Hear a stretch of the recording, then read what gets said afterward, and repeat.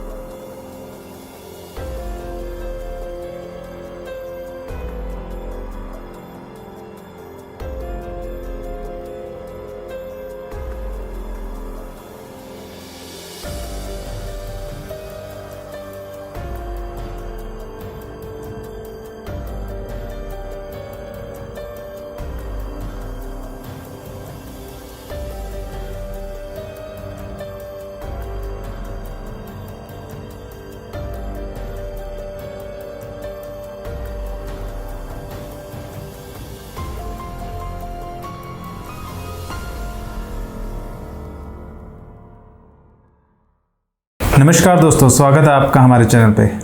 आज हम बात करने वाले हैं एक ऐसी इंपॉर्टेंट चीज़ के बारे में जो कि आपको रिसेंटली न्यूज़ में सुनने को मिल रही होगी। जैसे कि आप जानते होंगे, पंजाब, हरियाणा, हिमाचल या फिर मैं बात करूं नॉर्थ इंडिया की, तो वहाँ पर बहुत ज़्यादा हैवी रेनफॉल जो है देखने को मिल रही है, जिसकी वजह से बहुत सारे जो नुकसान है वो भी देखने को मिल रहा है। अब पंजाब, हरियाणा, हिमाचल के अंदर जो हमारा इंडियन मेट्रोलॉजिकल डिपार्टमेंट है, जो कि हमारा मौसम विज्ञान का विभाग है, उसके द्वारा जो रेड अलर्ट है वो भी जारी किया गया है कुछ स्टेट में, कुछ डिस्ट्रिक्ट में। और यहाँ पर हैवी रेनफॉल के कारण जो है कई तरह की समस्याएं जो है वो भी देखने को मिल रही हैं।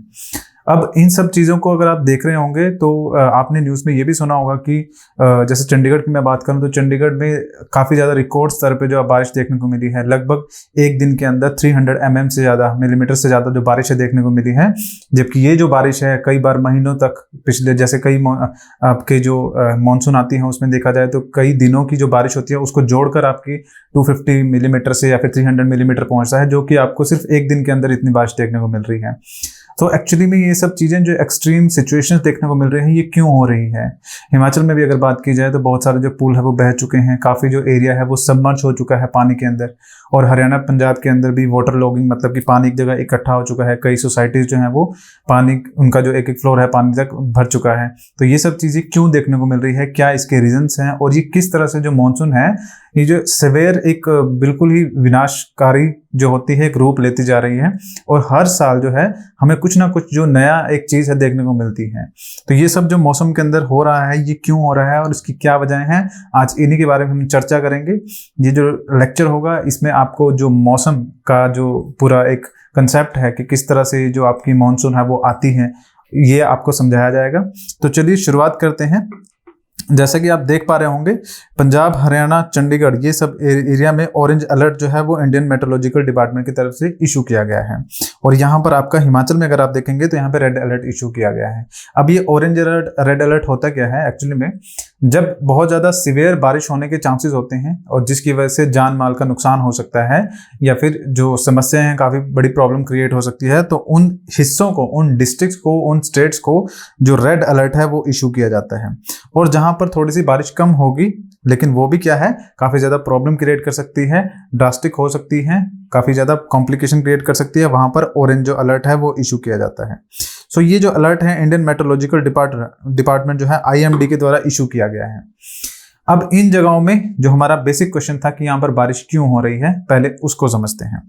देखिए, अगर मॉनसून की मैं बात करूं तो मॉनसून एक ऐसा फिनोमिना है जो कि भारत की हर तरह से काफ़ी ज़्यादा इन्फ्लुएंस करता है भारत को। चाहे वो कृषि के पॉइंट ऑफ व्यू से आप देखें, चाहे अर्थशास्त्र के, इकोनॉमी के पॉइंट ऑफ व्यू से देखें, चाहे पॉलिटिकली आप उसको देखें, राजनीतिक तौर पर देखें, हर तरह से जो है मॉनसून काफ़ी ज़्यादा इन्फ्लुएंस करता है भारत को। अब देखिए, ये जो मानसून है हर साल ही आता है, लेकिन हर साल में अगर आप क्या देखेंगे कि हर साल जो मानसून है उसके अंदर कुछ ना कुछ छोटा मोटा बदलाव देखने को मिलता है। एग्जाम्पल के तौर पे मैं आपको एक छोटे से रीजन बताता हूँ। यहाँ पर एक डाटा है जो कि 1950 का है, 1950 से लेकर 2010 तक का डाटा है। इस ग्राफ के अंदर, इस डायग्राम के अंदर ये शो किया जा रहा है कि जो एनुअल प्रेसिपिटेशन होती है, जो मानसून हर साल वर्षा लेके आती है, बारिश लेके आती है, उसका स्तर तो गिर रहा है, ठीक है। वो आपका क्या है, स्तर कॉन्टिन्यूसली यहाँ पर आप देखेंगे कि पहले से नीचे नीचे गिरता जा रहा है। लेकिन जो सेवेरिटी है, मतलब कि पानी जो एकदम से बारिश करते हैं, मतलब कि अगर यूं कहूं मैं कि 2 महीने के लिए आपकी मानसून आ रही है, तो 2 महीने में जितनी बारिश होती है वो तो धीरे धीरे करके नीचे गिर रहा है। कि 2010 में आपकी एग्जाम्पल के तौर पे हम बात करें कि 200 मिलीमीटर जो है वो बारिश हुई 2 महीने में, तो 2011 के अंदर वो 190 होगी, 2012 के अंदर वो 180 होगी। तो इस तरह से वो गिर रही है, पानी जो है प्रेसिपिटेशन है वो गिर रही है, लेकिन सेवेरिटी मतलब कि कितनी ज्यादा वो बारिश हो रही है एक दिन के अंदर वो इंक्रीज कर रही है। जैसे कि मैंने आपको एग्जांपल दिया कि चंडीगढ़ में 330 mm जो बारिश है, वर्षा है, वो रिकॉर्ड की गई एक दिन के अंदर, जो कि पहले कभी नहीं देखा गया इतिहास के अंदर, हिस्ट्री के अंदर। तो 330 mm बारिश बहुत ज्यादा होती है। आपने सुना होगा न्यूज में कि लगभग 2 दिन तक लगातार जो चंडीगढ़ है उसके आसपास का जितना भी क्षेत्र है वहां पे लगातार 2 दिन तक बारिश रही। और बारिश भी ऐसी नहीं है कि छोटी मोटी बूंद पड़ रही हो, बल्कि काफी अच्छी खासी जो भारी लेवल पे बारिश देखने को मिली है। तो एक दिन के अंदर जो बारिश हो रही है वो काफी ज्यादा इंक्रीज हो गई है, लेकिन जो अगर पूरे मॉनसून पीरियड की बात करें 2 महीने में जितनी बारिश हो रही है वो कम होती जा रही है।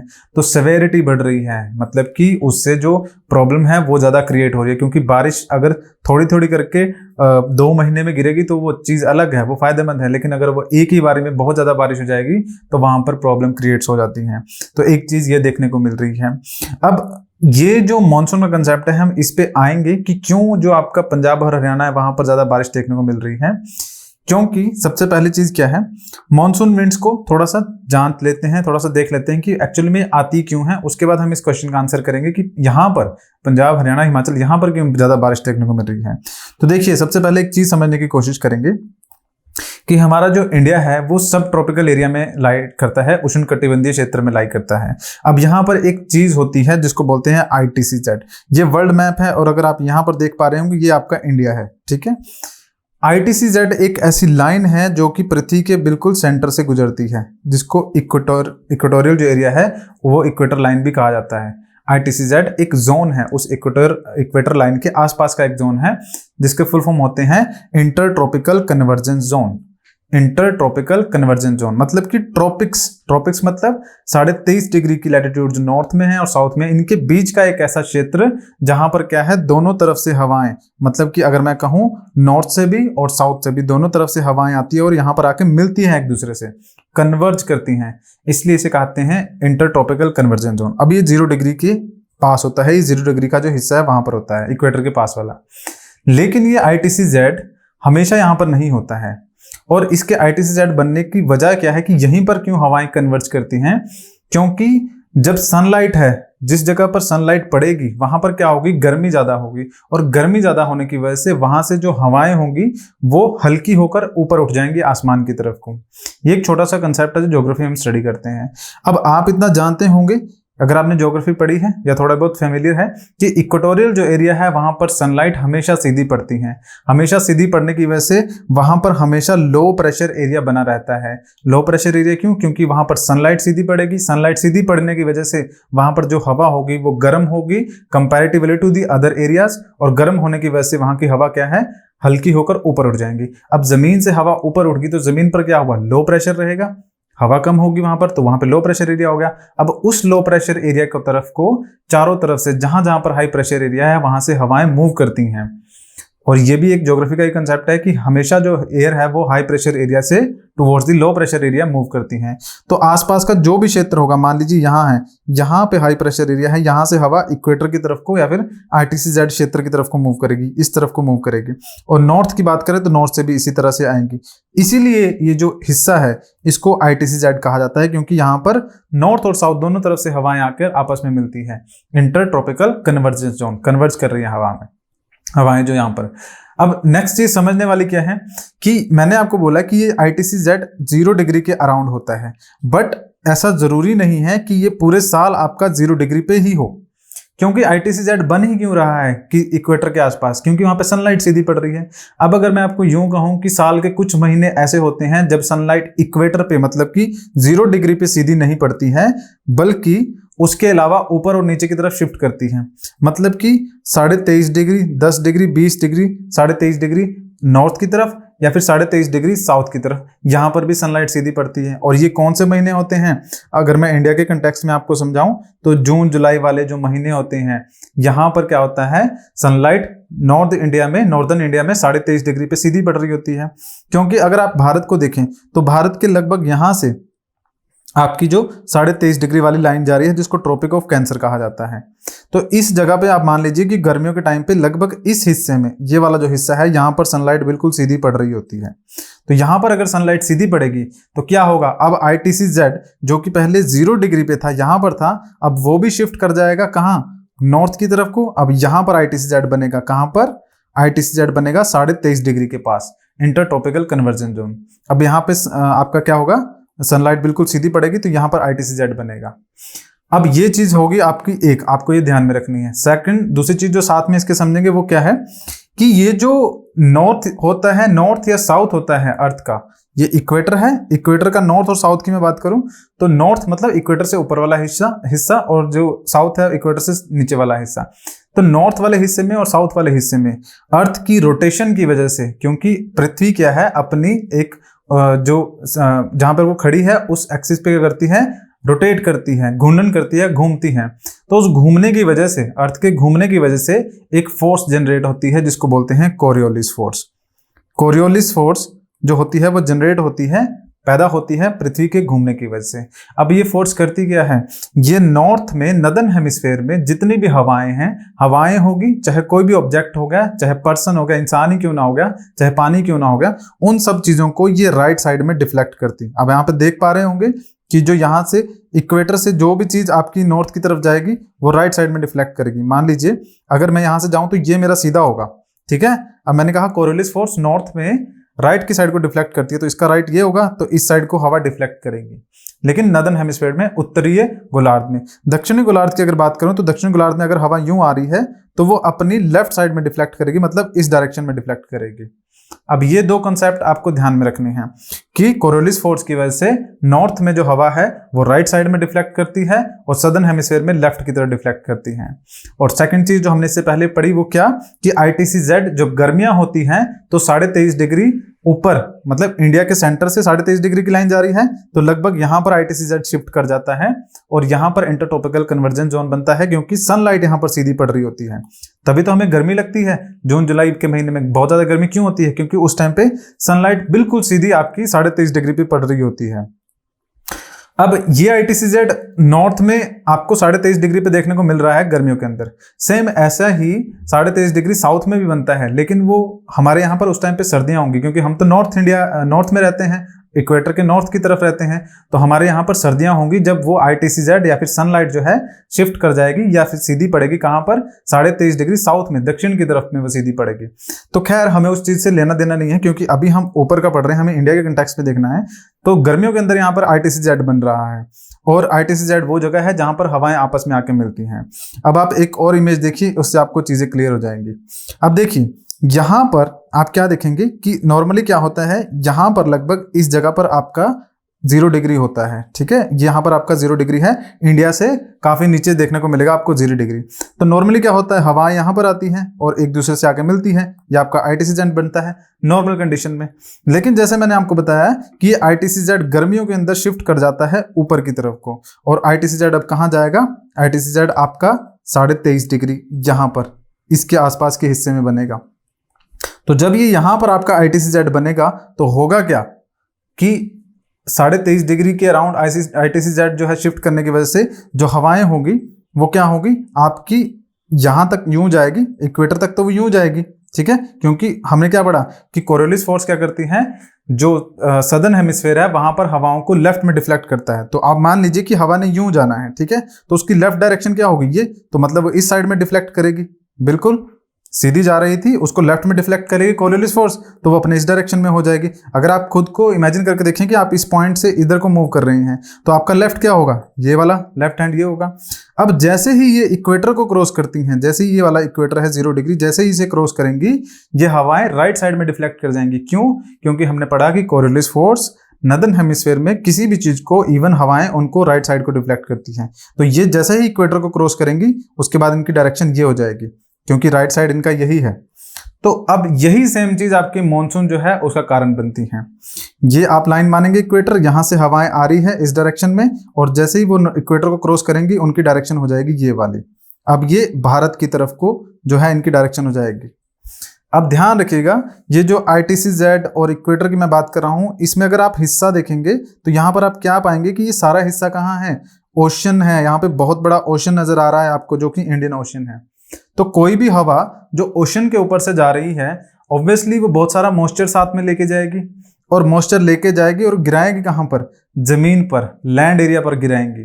ठीक है, अब इतना कंसेप्ट आपको समझ में आ गया। अब हम देखते हैं कि ये सब चीजें किस तरह से काम कर रही हैं। देखिए, अब हमने बात की थी कि पंजाब, हरियाणा, हिमाचल में बारिश क्यों हो रही है बहुत ज्यादा। हमने ये देख लिया कि हवाएं जो थी आपकी इंडियन ओशन से जैसे इक्वेटर क्रॉस करती हैं, उसके बाद आपकी नॉर्थ की साइड को, इंडिया की तरफ को मूव कर जाती हैं, घूम जाती हैं। हो क्या रहा है, एक बार फिर से ध्यान दे लेते हैं कि आपका मान लीजिए यहाँ पर इक्वेटर है, मान लीजिए वैसे एक्चुअली में अर्थ जो इक्वेटर है वो इंडिया से नीचे आएगा। तो इक्वेटर पर जैसे ही हवाएं क्रॉस करेगी, पहले तो इस डायरेक्शन में जा रही थी, जैसे ही हवाएं क्रॉस करेंगी वो इस डायरेक्शन में आ जाएगी। अब क्योंकि ITCZ आपका यहाँ बन रहा है इंडिया के सेंटर में, इंडिया के अराउंड लैंड एरिया पे, तो ITCZ बना क्यों, पहले ये सवाल, क्योंकि सनलाइट सीधी पड़ रही थी। अब सनलाइट सीधी पड़ रही थी तो मैंने क्या बोला था कि जहां पर भी सनलाइट सीधी पड़ती है वहां पर लो प्रेशर एरिया बनता है। ये मैंने आपको समझाया, क्योंकि सनलाइट सीधी पड़ेगी, हवाएं गर्म होगी उस जगह की, गर्म होने पर हवाएं हल्की हो जाती हैं और ऊपर उठ जाती हैं आसमान में। अब जहां पर लो प्रेशर एरिया बनेगा, मैंने साथ में ये भी बताया कि लो प्रेशर एरिया को कवर करने के लिए आसपास जहां पर भी हाई प्रेशर एरिया होता है वहां से हवाएं आती हैं। तो ओशन में हाई प्रेशर एरिया होगा, इंडियन ओशन में हाई प्रेशर एरिया होगा, और जो इंडिया है वहां पर आपको लो प्रेशर एरिया देखने को मिलेगा। तो किस तरह से हवाएं मूव करती हैं, यहां पर देखिए कि ये इंडिया है आपका, यहां पर लो एयर प्रेशर बनता है क्योंकि यहां पर ITCZ है और यहां पर लैंड है, जमीन जल्दी गर्म होती है। तो वहां पर क्या होगा, आपका जो लो प्रेशर एरिया बनेगा इस हिस्से में, इंडिया में, इंडिया के अराउंड तिब्बतन प्लेटू में, यहां पर आपका लो प्रेशर एरिया बनेगा। और जो आपका ये ओशन होगा, यहां पर आपका हाई प्रेशर एरिया होगा, क्योंकि पानी धीरे धीरे करके गर्म होता है।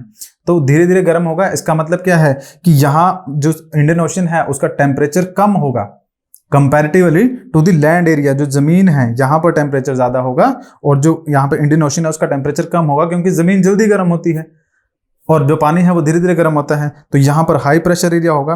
अब हमने क्या पढ़ा कि हाई प्रेशर एरिया से लो प्रेशर एरिया विंड चलती है, तो यहाँ से विंड चलेगी इस डायरेक्शन में, क्योंकि राइट साइड को डिफ्लेक्ट कर जाती है नॉर्दर्न हेमिस्फीयर में। तो इस तरह से विंड जो है वो मूव करती है। अब यहाँ पर एक चीजें क्लियर होगी, क्योंकि ये ओशन से विंड जो है वो जनरेट हो रही है, ओशन में से ये विंड पैदा हुई और ये लो प्रेशर एरिया की तरफ को जा रही है। लो प्रेशर बन कहाँ रहा है, भारत में बन रहा है।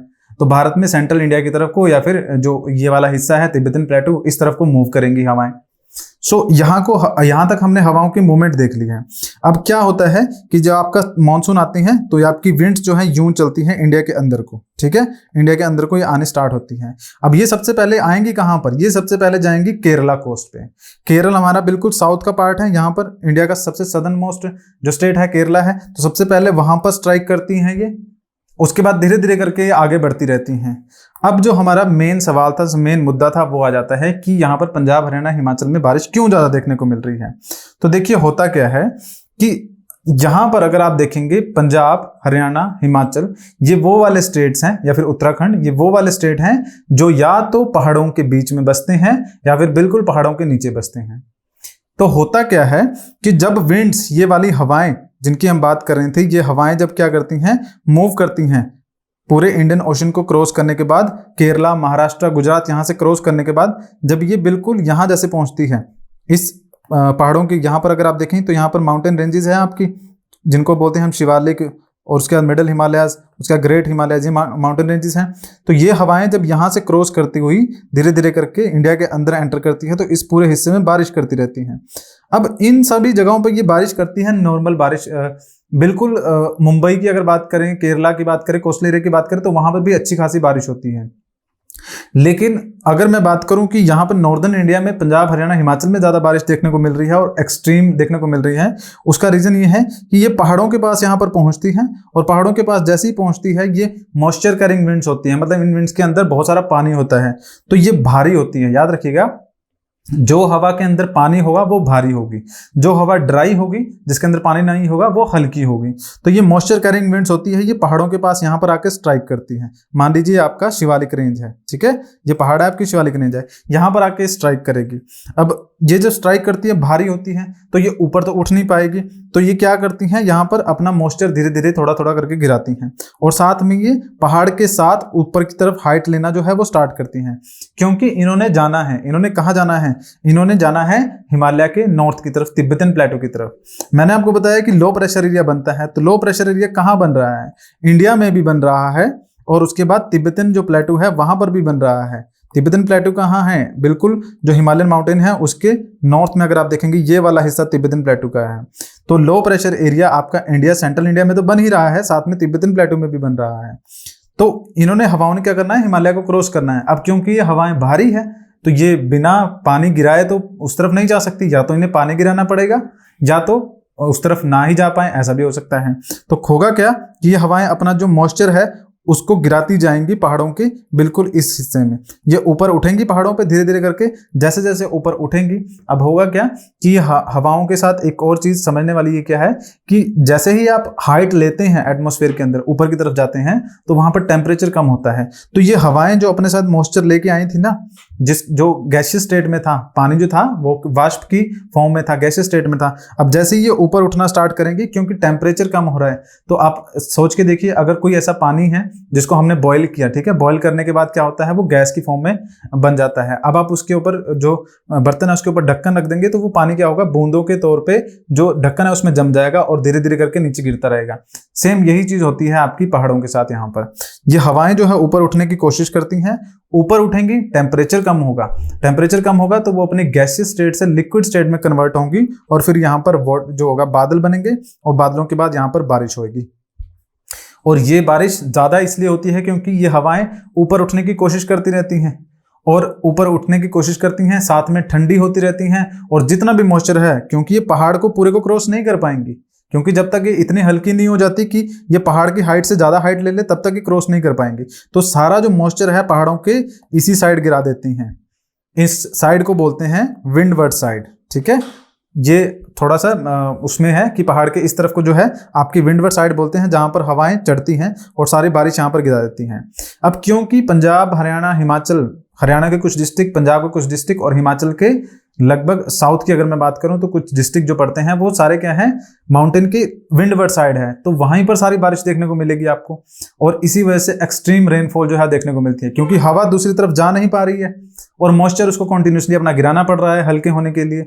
अब जब कंटिन्यूसली मॉइस्चर गिराएगी तो मॉइस्चर का मतलब क्या है कि बारिश जो है उसके तौर पे जो पानी नीचे आएगा, तो वो सारी बारिश नीचे आती है और जो बारिश है, जो सिवियर रेनफॉल है वो देखने को मिलती है। और यही रीजन है आपका जो इतनी स्ट्रॉन्ग जो है रेनफॉल देखने को मिल रही है आपको चंडीगढ़, पंजाब, हरियाणा के जो जिले हैं उनमें। अब देखिए ये हो गया आपका रेनफॉल का तरीका कि क्यों यहाँ पर रेनफॉल ज्यादा हो रही है। लेकिन देखिए इसमें एक चीज समझने वाली ये है कि ये रेनफॉल तो हर साल ही इसी तरह से होनी चाहिए, क्योंकि पहाड़ तो शिफ्ट करेंगे नहीं एक जगह से दूसरी जगह। तो ऐसा क्यों हो रहा है कि हर साल जो है कुछ ना कुछ नया देखने को मिल रहा है कि जो रेनफॉल है वो ज्यादा स्ट्रॉन्ग होती जा रही है, कुछ दिनों के अंदर ही बहुत ज्यादा पानी जो है वो अपना गिरा देती हैं। ऐसा अगर होना ही था तो पहाड़ तो वहीं पर है, हवाएं भी उसी डायरेक्शन में आ रही है, सब कुछ वैसा ही चल रहा है, तो अभी ज्यादा रेनफॉल क्यों देखने को मिल रही है कि बहुत ज्यादा सिवियर रेनफॉल हो रही है। तो देखिए इस सवाल का जवाब होगा कि इसका कोई एक जवाब नहीं है, इसके बहुत सारे रीजंस बनते हैं। रीजंस की अगर मैं बात करूं तो कई सारे रीजंस हैं। सबसे पहले ये जो मैंने आपको सिंपल एक तरीका बताया कि क्यों रेनफॉल हो रही है, हमने ITCZ से बात की थी। ITCZ एक मुद्दा है जरूर, जिसकी वजह से कहा जाता है कि मानसून जो है वो रेनफॉल होती है भारत के अंदर, कि वो शिफ्ट कर जाता है नॉर्थ की तरफ को। लेकिन इसके अलावा कई सारे रीजन हैं, जैसे कि एक जेट स्ट्रीम जो है, धारा है, एक जेट स्ट्रीम विंड है, उसकी वजह से भी कहा जाता है कि जो रेनफॉल है आपकी नॉर्थ इंडिया में जो है या फिर इंडिया में देखने को मिलती है। उसके बाद अगर बात करें तिब्बतन प्लेटू जो हीट करता है, जो बिल्कुल नॉर्थ में है, ग्रेट हिमालय से आगे हैं, उसके वजह से भी वो ज़्यादा हीट करता है और वहाँ पे स्ट्रॉन्ग लो प्रेशर एरिया बनता है। इस वजह से भी जो मानसून है बड़ी तेज आती है, ये भी एक रीज़न बनता है। उसके बाद एक और रीज़न कहा जाता है कि अपर एयर सर्कुलेशन। अपर एयर सर्कुलेशन मतलब हवाओं का हाइट जो होती है अलग अलग होती है। एक तो हवा चल रही है जो बिल्कुल ज़मीन पे चल रही है, एक हवा 1 किलोमीटर पे चल रही है, दूसरी 2 किलोमीटर पे, 3 किलोमीटर ट्रोपोस्फेयर पे, स्ट्रेटोस्फेयर में। तो अपर एयर सर्कुलेशन मतलब अपर ट्रोपोस्फेयर में जो मूवमेंट चल रही है हवाओं की, उनकी वजह से जो ये सिवियर रेनफॉल है देखने को मिलती है। तो रीज़न बहुत सारे हैं, लेकिन उन सभी में आपको नहीं घुसना है। मैं आपको एक दो रीज़न बताता हूं जो कि हो सकते हैं, और वो सभी क्या है रीज़न, डायरेक्टली और indirectly influence by the humans है। ह्यूमंस क्या करते हैं, ये जो रेनफॉल है ये हमेशा से इसी तरह से चल रहा है कि एक सर्कल होता है, देखिए नेचर का, वो गोल गोल घूमता रहता है। जो शुरुआत हुई है उसका अंत जरूर होगा।